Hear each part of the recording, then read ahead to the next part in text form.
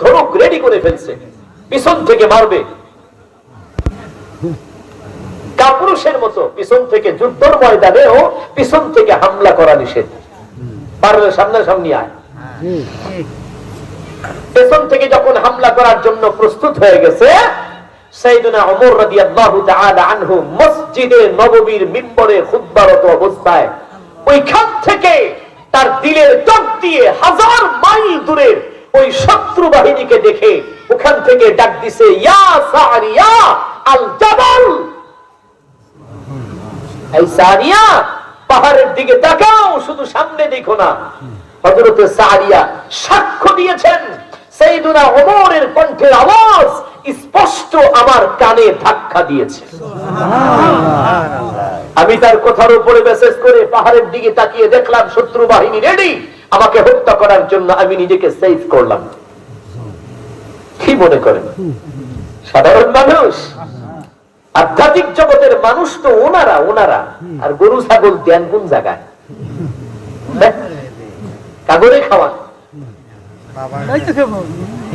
মুসলমান ভাইরা রে আমার, ওনারা আল্লাহ তাআলাকে অর্জন করেছিলেন, রব্বুল আলামিনের মুহাব্বতের পাত্র হয়ে গিয়েছিলেন, যে কারণে রব্বুল আলামিন তাদেরকে দুনিয়ার জমিনে সম্মানের আসনে বসিয়েছেন। তামাম পৃথিবীর জমিনের যত মখলুকাত, যত প্রাণীকুল সকলেই তাদেরকে সম্মান করে চলত। কি সকলেই তাদেরকে সম্মান করে চলত। তার ছোট্ট ঘটনা মনে পড়ে গেল, দুলাইনে বলি, মনে কষ্ট নিয়েন না। একজন বড় বিখ্যাত সাহিত্যিক ছিলেন পৃথিবীর জমিনে, উনি হলেন আল্লামা শেখ সাদী রাহমাতুল্লাহ। ওনার হাতের লেখা অনেক কিতাব এখন পৃথিবীর জমিনে আছে, মানুষে পড়ে, জ্ঞান অর্জন করে। শেখ সাদী রাহমাতুল্লাহি আলাইহি উনি ওনার কিতাবে নিজের জীবনের একটা ঘটনা উল্লেখ করেছেন। বাবা, উনি লেখেন, উনি যখন যুবক বয়সের সন্তান, 16-18 বছর বয়স হবে এরকম, রুদেবার নামে একটা ছোট্ট শহর, ওই শহরের পদদেশ দিয়ে মেঠোপথ ধরে গ্রামের দিকে যায়। যেই রাস্তায় তিনি যাচ্ছিলেন, রাস্তার মাঝখানে একটা ছোট্ট জঙ্গল, যদিও জঙ্গলটা ছোট কিন্তু একটু ভয়ঙ্কর। ওই জঙ্গলের ভিতরে কিছু হিংস্র প্রাণীর বসবাস।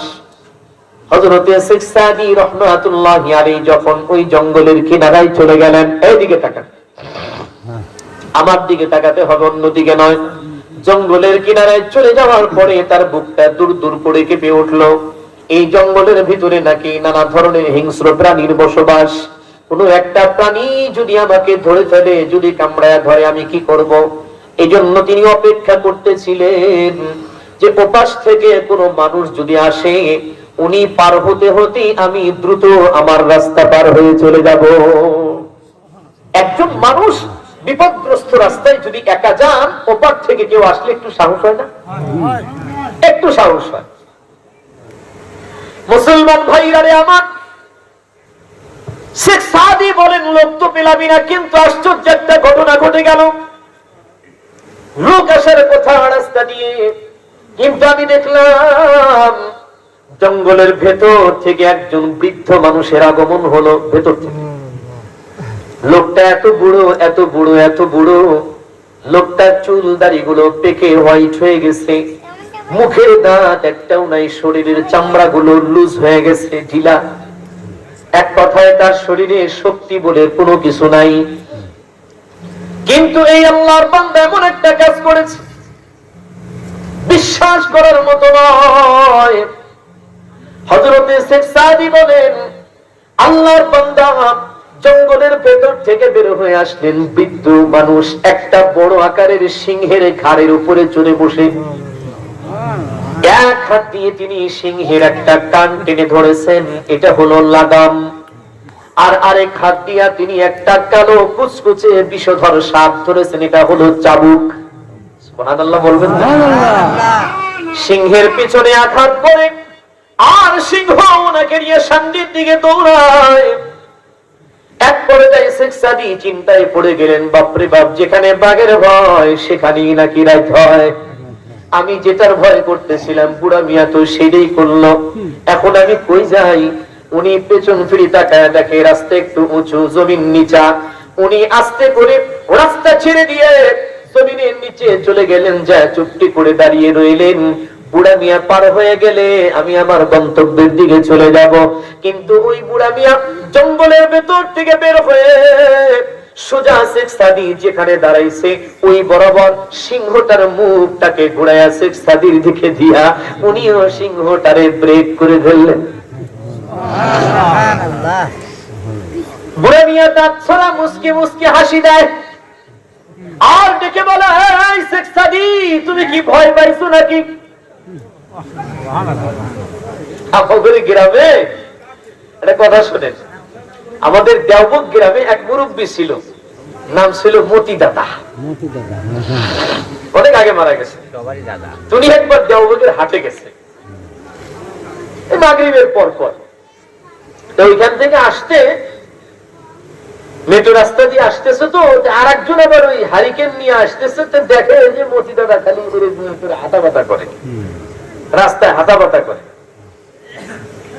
তো ওই হারিকেনারা জিজ্ঞেস করছে, কি গো মতি চাচা, পড়ে গেছেন নাকি? কিসের মধ্যে ডালি সিং খুঁজে পেতেছি না, মানে মাথায় ডালি ছিল বাজারে, ওই ডালি পেতেছে না, খেতের মধ্যে গড়ায় চলে। তো জিজ্ঞেস করে, আপনি শেখ সাদি, তুমি কি ভয় পাইছো নাকি? কয় যে কি কয় না কয়, ভয়ের ঠেলায় আমি রাস্তা ছেড়ে দিয়ে জমিনে নেমে দাঁড়াইলাম। আর আপনার কি বুদ্ধি, আপনি এখানেই আপনার সিংহটাকে দাঁড় করাইতে হবে, আপনার ভয় আমি পালাইছি। কিন্তু আশ্চর্য কথা, বুড়া মিয়া ডাক দিয়া বলে, এই শেখ সাদি, ভয় পাও কেন? কেন ভয় পাও বলো তো? কিসের কারণে তুমি ভয়টা পাচ্ছ? আমি সিংহের উপরে সোয়ার হয়ে যাচ্ছি এজন্য? আল্লামা শেখ সাদি বলে, এমন কাজ কি দুনিয়াতে কেউ করে নাকি? মানুষ ঘোড়ায় চড়ে, গাধায় চড়ে, মোষের পিঠে চড়ে, উটের পিঠে চড়ে, কিন্তু সিংহের পিঠে চড়ছে এমন মানুষ আপনারই প্রথম দেখলাম। বুড়া মিয়া ডাক দিয়া বলে, এই শেখ সাদি, ভয় পাওয়ার কোনো কারণ নাই। আমি তো একটা ছোট্ট সিংহের উপরে চড়েছি, ও আমাকে আমার গন্তব্যে নিয়ে যাবে, আমার বাড়িতে নামায় দিবে। শেখ সাদি, তুমি যদি চাও এর চাইতেও ভয়ঙ্কর কোন প্রাণীর উপরেও তুমি চড়ে তোমার গন্তব্যে যাইতে পারবা। শেখ সাদি রাহিমাহুল্লাহ বলেন, আপনি পাগল হলেন নাকি? এটা কখনো সম্ভব?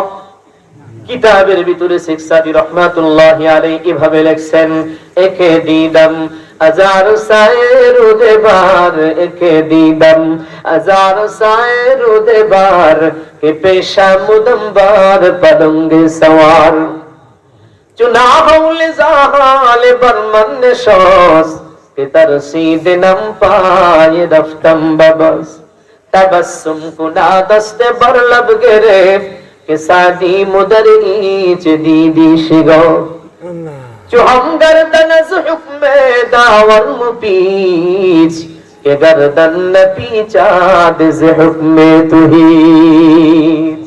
अल्लाहु আকবার বলেন, আরো জোরে বলেন আল্লাহু আকবার। বুড়া মিয়া ডাক দিয়া বলে, শেখ সাদি, ভয় পাওয়ার কোনো কারণ নাই।